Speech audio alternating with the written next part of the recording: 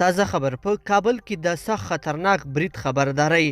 امریکا او برتانیه خپل وګړو ته څه امر کړی دی کابل کې پر کوم ځای سخت برید کیږي جزئیات په ویډیو کې وګورئ او چینل ضرور سبسکرایب کړئ السلام علیکم لیدونکو ستړي مشئ امریکا او برتانیه په کابل کې خپل وګړو ته عاجل خبرداري ورکړ امریکا او برتانیه په افغانستان کې خپل وګړو ته خبرداري ورکړي چې په کابل کې له هوټلونو څخه ځانونه لري وساتي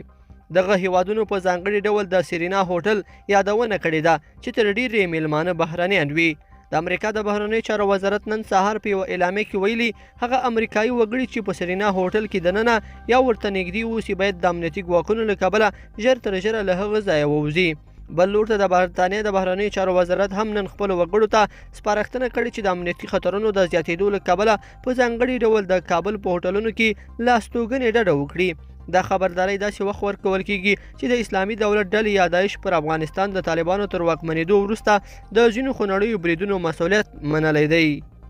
بل خوا له کابل څخه اسلام آباد ته د یو ټیکټ بیه $2,500 ته رسیدلې له کابل اسلام آباد ته د پی آی ای نړیوال هوایي شرکت ټیکټ بیه $2,500 ته رسیدلې ده پخوا د کابل څخه اسلام آباد ته د پی آی ای هوایي شرکت د یو ټیکټ بیه $1.5 وه خو د اسلامي امارت په واکمنېدو دغه هیواد ته د ټیکټونو بیه کې د پام وړ لوړوالی راغلی دی کارپوهان وايي پاکستان د خپلو ګټو لپاره د تورخم او سپین بولدک لارې تړلې دي چې په دې سره خلک د هوا له لارې د دغه هیواد ته زړه ښه کړي څو په میلیونونه ډالره ګټه ترلاسه کړي